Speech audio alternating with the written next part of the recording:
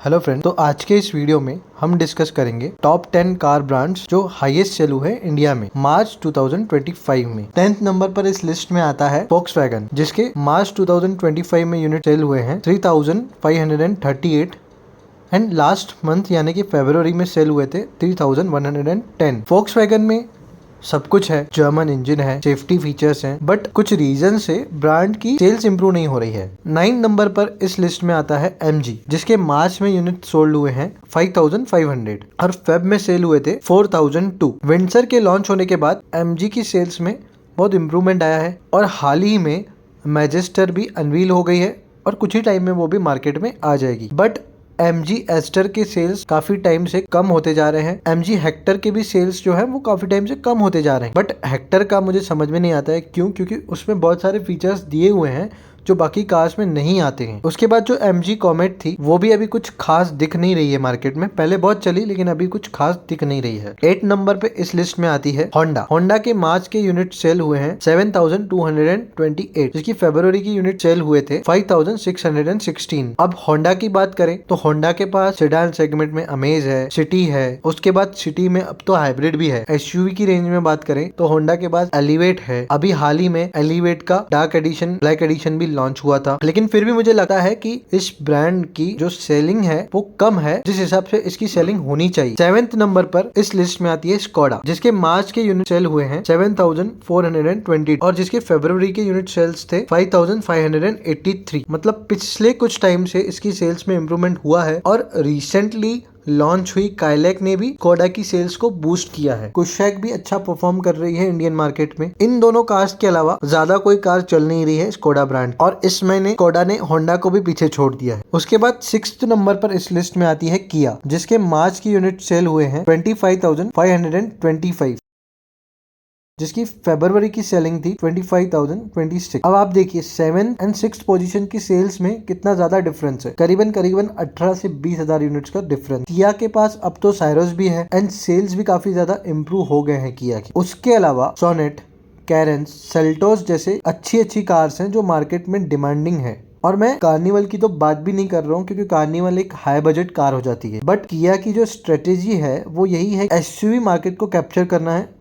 और काफी टाइम से दिख भी रहा है कि किया काफी ज्यादा मार्केट कवर कर रही है SUV सेगमेंट में। 5th नंबर पर इस लिस्ट में आता है टोयोटा, जिसके मार्च के यूनिट सेल हुए हैं 28,373, जिसकी फरवरी की सेलिंग थी 26,414। टोयोटा के पास भी वैरायटी बहुत ज्यादा है, ग्लांजा है, अर्बन क्रूजर, हाईराइडर है, टाइजर है, फॉर्च्यूनर है, इनोवा है। तो टोयोटा के पास भी बहुत सारी वेराइटीज में अब कार्स हैं। टोयोटा भी दिन ब दिन इम्प्रूवमेंट दिखा रहा है सेल्स के मुकाबले। अब 5th नंबर पर इस लिस्ट में आती है महिंद्रा, जिसके मार्च 2025 की यूनिट सेल हुए हैं 48,048, जिसकी फरवरी की सेलिंग थी 50,420 यूनिट। लास्ट मंथ जो महिंद्रा है वो second highest car selling brand था, बट इस मंथ वो 4th पोजीशन पे आ गया है। और SUV सेगमेंट में महिंद्रा का तो पहले से ही दबदबा रहा है। महिंद्रा के पास Scorpio N, Scorpio Classic, Bolero, XUV 700, XUV 3XO, Thar Roxx जैसी भयंकर SUV कार है। 2 नए EV कार्स भी डिलीवरी कर रहा है महिंद्रा। उसके बाद महिंद्रा के पास डीजल इंजन का भी ये एडवांटेज अवेलेबल है। 3rd पोजीशन पर इस लिस्ट में आती है